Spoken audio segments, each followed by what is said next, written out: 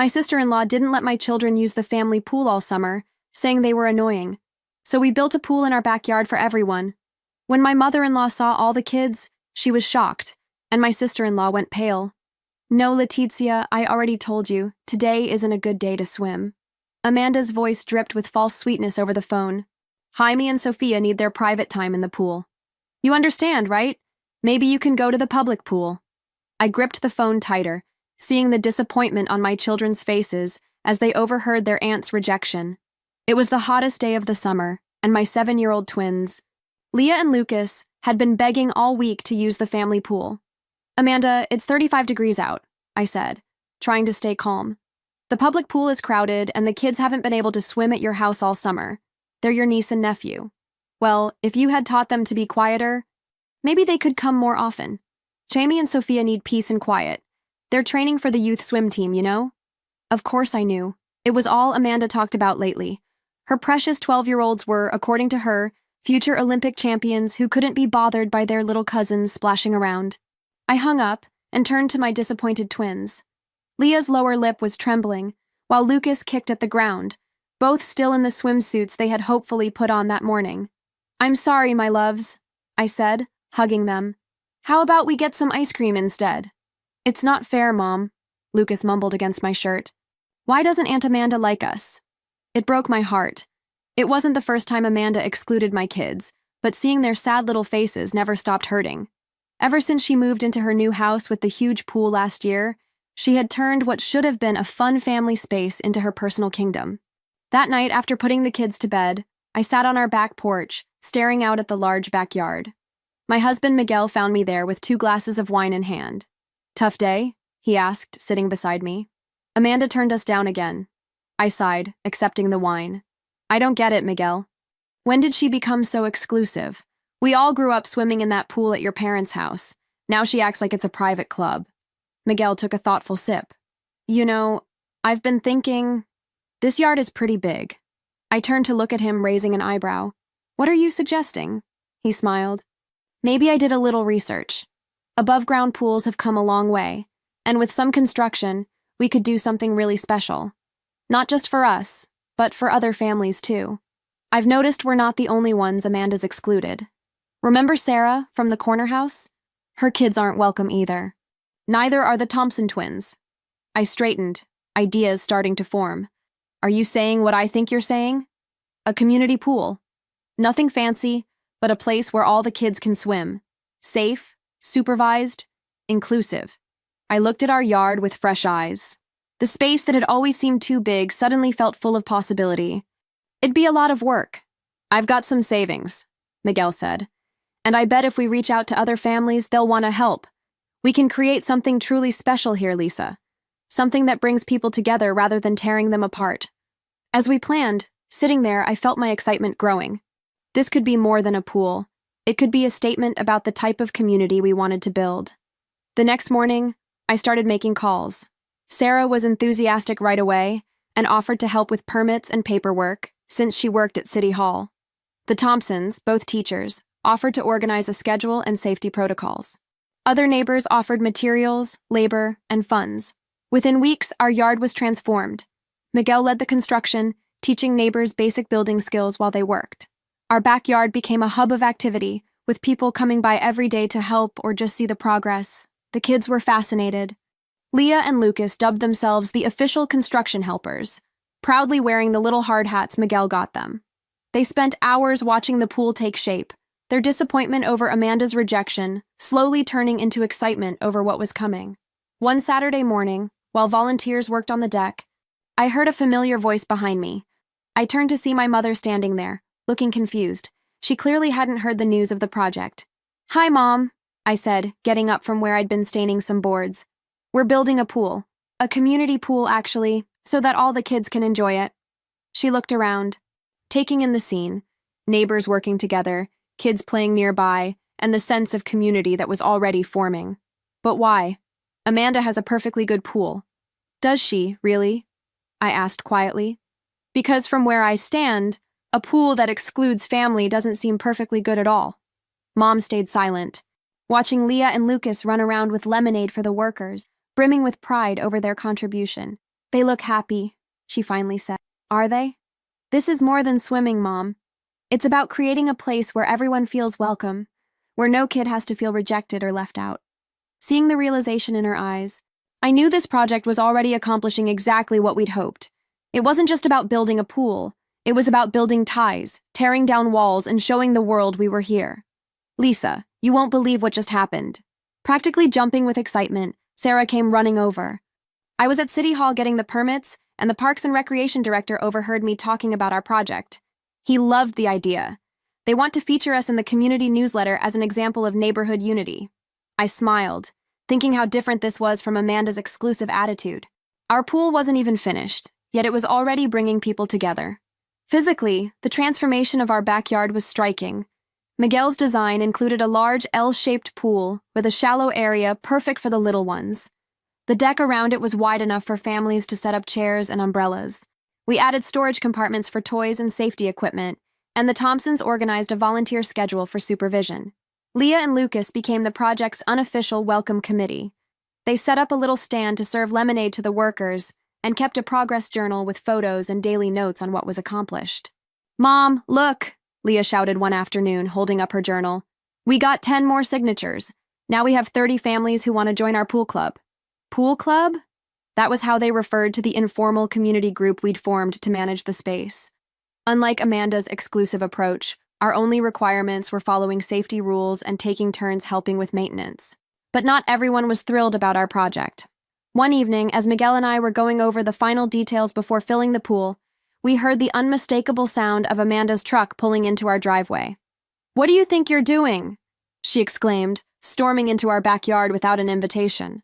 "Mom told me about this public puddle you're building." Her voice slashed through the air like a razor blade, cutting off the sound of tools and laughter. Everyone in the yard, Sarah, the Thompsons, even the small group of kids playing with water guns, turned at the same time. Miguel put down the drill. I slowly stood up from where I had been arranging the inflatable toys that Lucas and Leah had left in a corner. Amanda hopped down from her truck like she was walking into a courtroom to deliver a verdict. Her sunglasses were perched in her blonde hair like an invisible crown, and she wore a white blouse that was definitely not meant for dusty or cement-filled settings. "We didn't know we needed your permission to use our own yard," Miguel said, wiping his hands on a rag. "I'm talking to Lisa, thank you," Amanda snapped, turning to me with that stretched smile she wore when she was about to be unpleasant. I said nothing. I waited. I knew she hated that. "Mom told me about this eyesore," she said, pointing at the pool. "A community project? Seriously, Lisa, now you're pretending to be some kind of neighborhood saint? You yourself said my kids bothered yours," I said quietly, even though my heart was pounding. "I figured we'd all be happier this way, some distance." She snorted. "You completely misunderstood. I said Jaime and Sophia need focus. They have goals. They can't be listening to screaming all the time. You know what it's like to have normal kids, not prodigies." I caught a movement out of the corner of my eye. Sarah and the Thompsons exchanged glances. Jaime and Sophia were behind the fence, watching silently. Amanda didn't notice.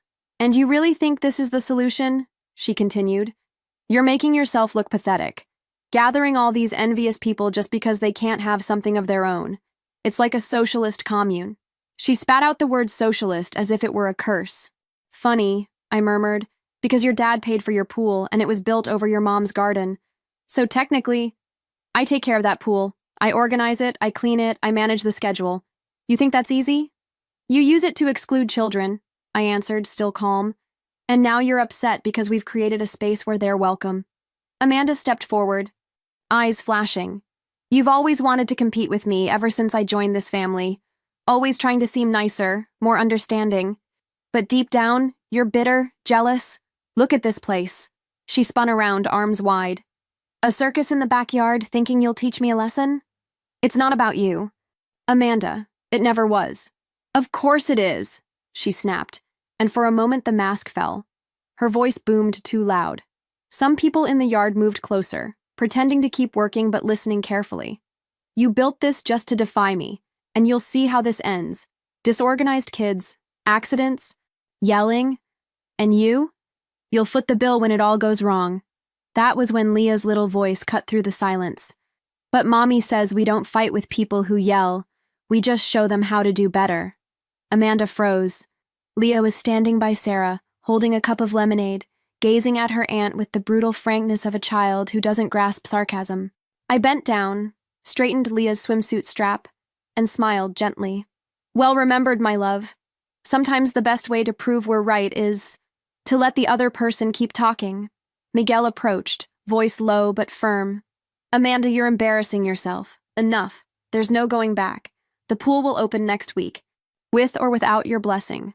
She looked at him as if he'd betrayed her, as though Miguel had committed some unforgivable blasphemy. So that's it? You're taking her side? Your hysterical wife who builds suburban playgrounds to look like the charity queen? Silence. Miguel merely crossed his arms. I'm on Lisa's side, he said, because she's doing what you never could. Uniting the family. A whistle rang out from somewhere. Someone clapped. Amanda spun around, red-faced, as if finally noticing that everyone was listening. Some people pretended to busy themselves. Others didn't even try to hide it. She stepped back, unsteady. Her mouth opened to respond, but nothing came out, just a muffled sound, as if her pride had gotten stuck in her throat. If you ever want to come swim, Amanda, you're welcome, I said at last. Everyone is. Then, calmly, I went back to placing the floaties at the edge of the pool. Amanda hesitated for a moment, looking around, maybe realizing for the first time that she was alone, that her presence no longer caused embarrassment, only pity. She spun abruptly, got in her truck, and sped off as though fleeing would erase everything that had been said. But it didn't. And that evening, when the last rays of sun shone on the still chlorine-free water of our freshly filled pool, I heard Sarah laugh softly and say, "That was better than any primetime soap opera." The following week was quieter than usual, the calm before the storm. Amanda didn't show up. No messages in the family group chat. No calls, not even a hint on Facebook, which, from her, was beyond suspicious. But what really set off my alarm was my mother-in-law's sudden change of tone. "Lisa, dear," she said on the phone, "are you sure this pool is safe?" I was taping one of the volunteer schedule posters to the side of the storage shed, with Lucas helping me with the tape. "Why do you ask, Mama?" "Well, it's just that Amanda said maybe it's not all up to code, that the children might get hurt, and she heard some neighbors are worried about the noise." "Heard from whom, exactly?" I asked slowly. "I don't know, sweetie. I'm just repeating what I heard." "Sure." I thanked her, hung up, and paused, gazing at the yard. Everything was impeccable. The protective fence, the depth markers, the children's life vests hanging up, the first aid kit. The Thompsons were strict about protocols. They even bought a referee whistle to supervise swim times. Still, Amanda was already sowing poison. That night, Miguel came home from work wearing an expression I knew well. Something had happened. I ran into Mr. Galvan at the little market. He mentioned the pool. Said he heard we're charging people to get in. Charging? I laughed out loud. Where did that come from? Guess. I leaned back against the counter and took a deep breath. Amanda was starting her smear campaign. Predictable, but still infuriating. The next morning, I went to Sarah's house with a cake and a plan. "Ready to launch the counterattack?" she asked, laughing as she sliced a piece. I prefer to call it damage control. Together, we spent the day putting together a printed community pool guide, complete with a schedule, rules, first aid kit list, volunteer supervisor names, and emergency contacts. We also included a letter signed by 15 neighbors attesting to their involvement and support for the project. We handed them out to mailboxes with the kids' help, who were overjoyed with their secret mission. That night, as Miguel finished installing the solar lights around the pool, Leah ran up with an envelope bearing the City Hall seal. "Mommy, this came for you." I opened it carefully. It was an official notice. "Dear Mrs. Lisa Gonzalez, we have received an anonymous complaint regarding possible irregularities in the pool construction project at your residence. We request that you appear at the Urban Planning Office for clarification and presentation of licenses within 5 business days." My hands went cold. Anonymous complaint. Of course, I didn't tell Miguel, not then. I just smiled at the children and tucked the paper away. The next day, I went to the City Hall with Sarah. I brought every document, the approved plan, the lot layout, environmental permits, even step-by-step construction photos. The woman at the desk was polite but clearly embarrassed, looking at me apologetically. "This isn't the first complaint we've gotten from the same source," she said quietly. "But it's always anonymous. We're used to it.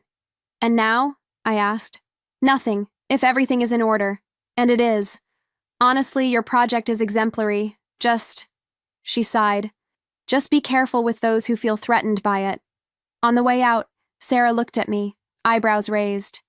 20 pesos says the next complaint goes to the neighborhood council. Amanda will waste all her breath until she drowns in her own venom. I smiled. But inside, I was already planning my next strategy. The atmosphere in the neighborhood was almost festive that Friday. 2 days until the grand opening of the community pool, and the group chat was buzzing. Sarah and the Thompsons started a WhatsApp group that had too many emojis and even more over-the-top ideas. Piñata, kids karaoke, a decorated floaty parade. Leah and Lucas made signs with slogans like, "Pools are for everyone," and "No club, no drama," which they taped to the fence. Meanwhile, Miguel rigged up a retractable awning using an old truck tarp and climbing hooks. It was an immediate hit. Then came the call from my mother-in-law.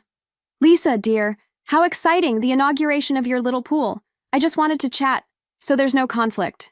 Conflict? Well, Amanda had such a lovely idea.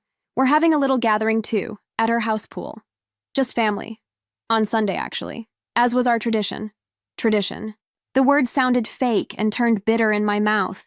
Amanda had despised every single family gathering we'd held there before it became her pool. Just family? I repeated carefully. Of course, but you can come by for a while once the neighbors leave. Translation.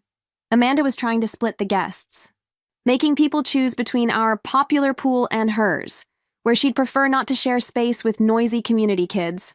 I took a deep breath.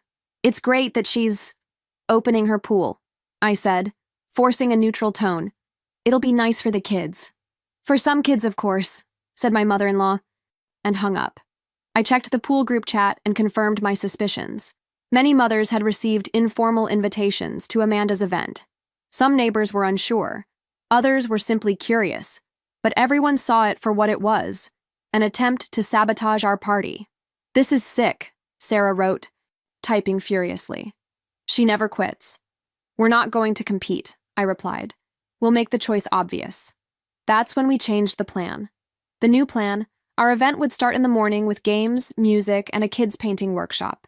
In the afternoon, we'd hold the official pool opening with a symbolic ceremony.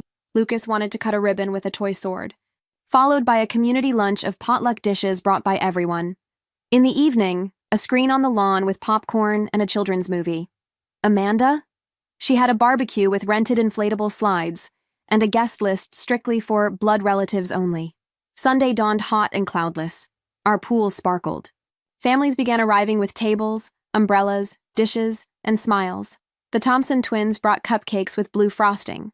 Sarah prepared a Jell-O shaped like a floating raft.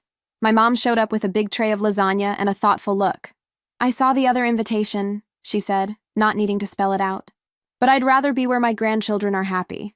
When we cut the red ribbon to the pool, with Lucas in a superhero cape, everyone applauded. It felt like a triumph, a sense of unity, a bloodless revenge. Later, while I was serving lemonade, I heard hushed voices near the fence. 3 kids were peeking through the slats on Amanda's side. I recognized one, Jaime, my sister-in-law's older son. He stood in silence, watching, maybe noticing how different it felt here. By then, everyone was in the shallow side of the pool, including the parents. Sarah was squirting water from a giant water gun, laughing like a child. Miguel helped Lucas build a water bomb. Leah was explaining the rules of a floaty race to 2 girls from down the street. And then, he came over. Jaime climbed up on one of the stones near the short fence, glanced back toward his mother's house, and jumped down to our side. A second later, he dove into the pool. A hush lasted 2 seconds. Then it was as if nothing unusual had happened. The kids welcomed him with cheers of "Yay!" and he quickly fit right in with the others. Only later did I notice Amanda standing behind the fence, arms crossed, face pale and tense. For her, it wasn't just a jump, it was betrayal. She didn't come in, didn't scream or try to stop the moment. Not then. Amanda stood there, unmoving, jaw clenched, eyes fixed on Jaime. He splashed around happily, filling a bucket to toss water with Lucas and 2 other neighbors. After a few seconds, Amanda disappeared from sight. I wondered whether she would swallow it or stir up a storm. I didn't have to wait long. Barely 15 minutes later, we heard the voice. "Chimey!" The shout cracked like a whip, cutting through the air, snuffing out laughter and music, and even the birds. Jaime froze, still with his feet in the pool. Amanda appeared at the edge of the yard but did not come in. She stood behind the fence like a judge calling out a foul line no one should have crossed. "Get out of there, now." All eyes turned to him. Jaime looked at me, then at Miguel. He didn't ask for help. He just stood up slowly, as if waking from a dream, and walked to the fence. Amanda yanked open the small gate and grabbed his arm. Too hard to look motherly. "What were you thinking? Have you lost your mind?" "Mom, it was just for a little while," he mumbled. "A little while? With them? After everything I told you?" She stared at us like we were zoo animals. I didn't say anything. Neither did Miguel. Only Sarah stirred, taking a step forward. But I discreetly put my arm out to stop her. "Let Amanda hang herself." Amanda dragged Jaime back into her yard. A strange silence followed. The water in our pool rippled as if refusing to stay still. Lucas bit his lip. Leah clutched my hand. "He didn't do anything wrong," she whispered. "I know, sweetheart." The party went on, but it wasn't the same. Amanda's presence loomed like a ghost. Not because she was there, but because everyone had now seen what we'd only suspected before. Her control, her humiliation, her cruelty. By Monday, the story had traveled around the neighborhood. Sarah came over for coffee and brought news. "Have you heard about the list?" "What list?" Amanda drew up a code of conduct for any child who wants to hang out with Jaime and Sophia. Parents have to sign it. It's unreal. She pulled out the paper. It was printed with a bolded title, Family Coexistence Rules, Residence Amanda and Co. There were items like, no visits without at least 48 hours notice, no water games whatsoever with outside children, only supervised interaction allowed with cousins under 10. I signed it with a laugh, then set it aside. But that afternoon, Leah came running inside with something in her hands. "Mommy, I found this in our mailbox." It was an envelope with no return address, my name scrawled on it. Inside, a folded sheet of paper and a hastily scribbled note. "I'm sorry about Sunday. It was fun there. Can I come again? Don't tell her. Jay?" I stood still, the paper trembling slightly in my hand. Leah watched me curiously. "It's from Jaime, right?" I nodded, stashing the note in my pocket and kissing her forehead. Later, I went to Miguel's little tool shed and found an old clipboard. I wrote on top, "Nighttime visitor log." I placed Jaime's note underneath. That would be our new tactic. We weren't going to fight Amanda. We'd just leave the door open for anyone who wanted to jump the fence of their own free will. Over the following days, traffic picked up. It started with Jaime. Then, 2 more cousins showed up at our fence one Tuesday afternoon, peering through the slats. Leah saw them first. "Mom, Aunt Amanda's boys are here again." I stepped outside with a pitcher of juice and just smiled. "Do you want to come in?" They hesitated for a moment, then nodded. One, the younger, pulled off his t-shirt and ran straight to the water. The other was tense, glancing back over his shoulder, but came in as well. From then on, it became a frequent occurrence. Kids who previously weren't allowed to mix would drop by. Some asked permission at the gate. Others showed up alone, backpack in hand with flimsy excuses. I came to return Lucas's toy. My mom said I could just watch. Naturally, Amanda noticed, and she didn't like it. On Thursday, Jaime showed up again with a crumpled piece of paper in his pocket and restless eyes. "She's mad, really mad. She said she's really going to report you this time." "Report me for what?" "She says you're manipulating me, that this is dangerous influence."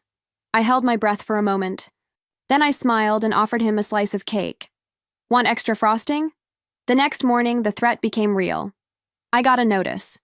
Amanda had filed an official complaint with the neighborhood council, claiming I was influencing minors without parental consent, and that the community pool is an informal environment without adequate institutional oversight, prone to accidents and deviant behavior.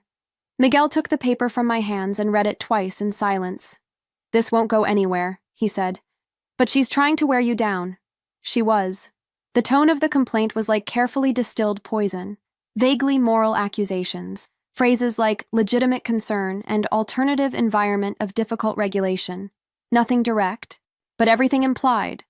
I went to City Hall with Sarah and Mr. Galvan, a retired lawyer who lived a street over and loved community causes. He read the complaint with a low chuckle.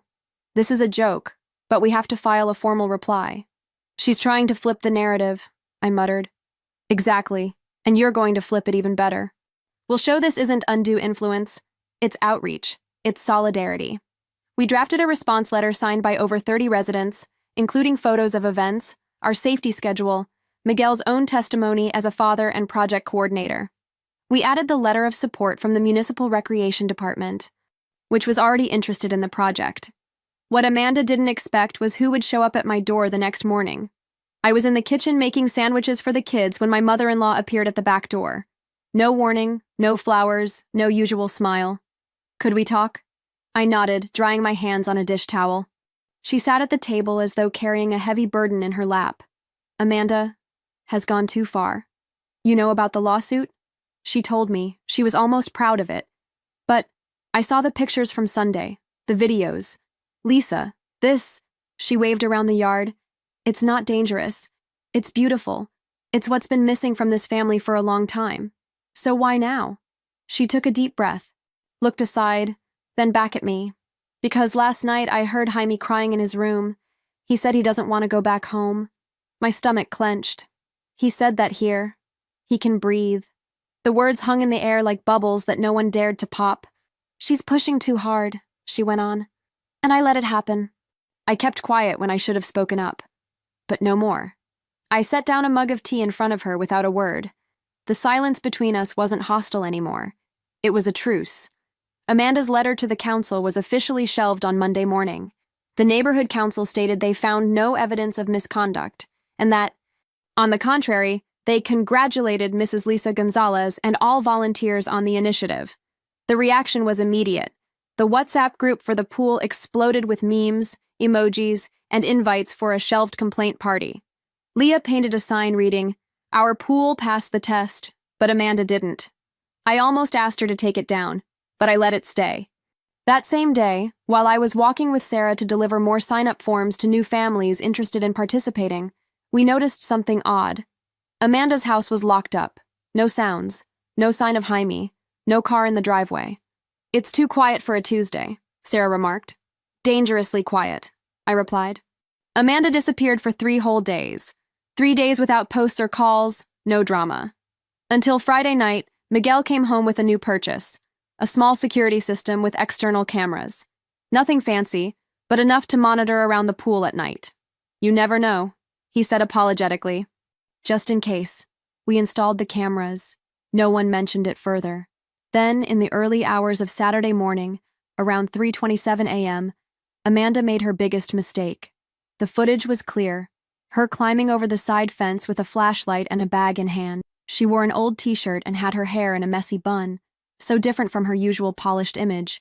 The camera showed her opening the maintenance storage, rummaging through supplies, and then pouring something into the pool filters. What she didn't realize was that Miguel had activated the night alert. The phone rang in my bedroom. I saw the motion alert and opened the video feed. For a second, I thought it was a prank. But it wasn't. I called Miguel, who was working a night shift, and he confirmed it was real. He called the police himself. Amanda was caught by the local patrol while trying to slip out the back fence. She wasn't handcuffed. She wasn't arrested. But the police report was filed. And by the next day, the whole neighborhood knew. Not from me, but because Jaime posted the footage on his private Instagram account. No sound, just the image of his mother trespassing and sabotaging the pool. His caption? "When your own mom tries to destroy the only place where you feel welcome." The video blew up. First on his school's chat, then among neighbors, and finally it reached the neighborhood council, the church group, and my mother-in-law. Sarah called me at 9 in the morning. "Have you seen it? It's everywhere. It's the end." "I didn't post anything," I said. "I know, and that makes it even worse for her. Nobody can accuse you of anything. She dug her own grave." That afternoon, Amanda showed up outside my house. She didn't come in or knock. She just stood on the other side of the street, immobile, staring at the yard filled with people. The kids played as usual. Miguel adjusted the outdoor lighting. Jaime lay on a lounge chair reading a book, pretending not to notice. When our eyes met, she opened her mouth to say something, but stayed silent. She turned and walked away. This time the fence remained intact, but her reputation did not. We didn't see Amanda for a whole week. No car coming or going. Curtains closed. Not even a hint of her voice inside the house. A total absence, so complete it felt unreal. Like she'd never been there at all, as if the whole drama had been a collective nightmare. But Jaime was here, more and more present, and more silent. At first, he pretended everything was fine. He played with Lucas, laughed at Leah's jokes, helped Miguel arrange the lounge chairs. But after a while, small signs appeared. On Tuesday, he refused a snack he always loved. On Wednesday, he slept on the living room couch, claiming, "My room's too hot." On Thursday, he had a small meltdown while we assembled first aid kits for a new group of volunteers. "What if she never talks to me again?" he whispered, holding a roll of tape with trembling hands. "What if she hates me?" The question cut through me like a thin, silent nail. It wasn't fear of punishment, it was fear of abandonment. The anger I felt for Amanda for a moment turned into something else. Not forgiveness, but something deeper. Pity. Not for her, for him. Jaime was paying too high a price. On Friday, my mother-in-law appeared at the gate with a basket of bread and the look of someone trying to stitch together fabric that had been slashed with a razor. "May we talk?" I went over, waiting. "Lisa, I think it's time to settle all this as a family." "Settle?" I repeated. "Amanda's in a really bad place. She's not eating, not leaving her room. She's not herself. This has gone too far. It's time to forgive." The word made me nauseous. Forgive. Forgive what, exactly? She tried to sabotage a children's space. She tried to incriminate me. She used her own son as an emotional weapon. And when she lost control, she broke into my property. My voice was steadier than I expected. No shouting, no trembling. "This isn't a family drama, Mama. It's a pattern. And now that she's fallen, you want to brush it away with a little bread and a quick chat? I just want to avoid more pain. For Jaime. For all of us. Then start by accepting that not every reconciliation needs a stage. Sometimes the only real healing is distance." She didn't reply, just nodded with teary eyes and went home. That night, Jaime wouldn't eat dinner. He stayed on the backyard swing, staring at the sky with empty eyes. Leah tried to play with him. Lucas invited him to watch a funny video. Nothing worked. I sat beside him. "Do you miss her?" He didn't answer. "I know you do." "Why does she do this?" he asked. "Why can't she just be like you?" That caught me off guard. "I'm not better than she is, Jaime. I'm just different. But you let us exist." We remained silent for a while. The pool lights reflected off the tree leaves. Soft laughter rose from the far side of the yard. In the early hours, I got up for a glass of water. Through the window, I saw something. A figure standing across the street. Alone, unmoving, watching. Amanda. She stood under the tree we'd planted years ago. Arms crossed, face partly hidden. She didn't try to come in, didn't gesture at all. She stayed there maybe 2 minutes. Then she left. I told no one. But I knew. The end was near. Sunday arrived, warm but not stifling. The pool water sparkled, decorated with banners, organized chairs, colorful bowls of fruit. We were unveiling the community plaque, a small ceremony Leah and Sarah had come up with. The plaque was simple, light wood, laser-engraved names. At the top, in larger letters, Los Sauces Neighborhood Community Pool, because everyone deserves a place below that. The names, Lisa, Miguel, Sarah, the Thompsons, then a long list of neighbors, volunteers, and supporters. It was a way to mark a new chapter in the neighborhood, a before and after. The event was set for 4 p.m. At 3:48, Amanda appeared. She wore a light blue jacket, sunglasses, her hair pulled back far too tightly for the hot weather. She walked up to the front gate. She didn't barge in.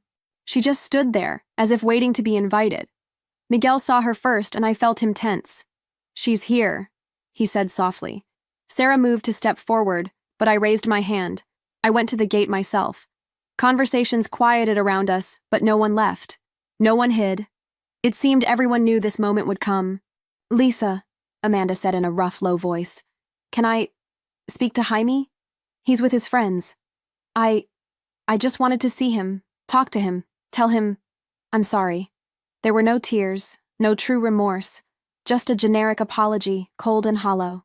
She didn't want forgiveness. She wanted to erase her humiliation. Regain her composure. Amanda, I said, this isn't the time to pretend nothing happened. You can wait for Jaime to come to you, or you can finally tell the truth. Here. Now. She went pale. What truth? That you tried to destroy the only space where your son was happy.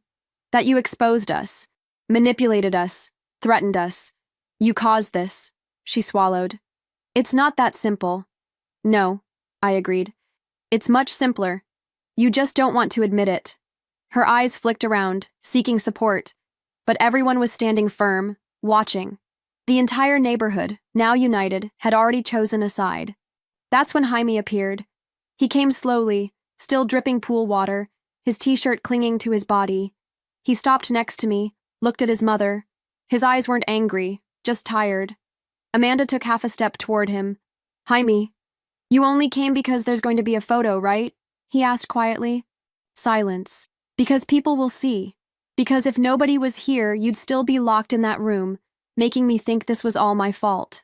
Amanda stammered, but Jaime went on. I don't want to live with the fear of breathing wrong around you anymore.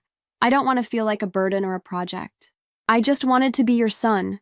But you want a trophy. His words fell like nails onto the ground, loud and heavy. Amanda sagged, as if each word hollowed her out from the inside. Then I'm staying with them, Jaime said, motioning to us. Staying with the people who accept me the way I am. Amanda didn't reply, didn't argue, didn't ask for a second chance. She just nodded, and she left, this time without looking back. That night, we unveiled the plaque. Miguel took photos. Sarah made a toast with passion fruit juice. Jaime attached the final little plate in the corner, smiling faintly. He seemed lighter, still hurt, but free. Leah said he looked less blurry. Lucas wrote, "Really welcome Jaime," on a piece of paper and stuck it to the patio umbrella. And me, in the midst of everyone, realized this was never just about a pool. It was about invisible fences, and about who decides to tear them down.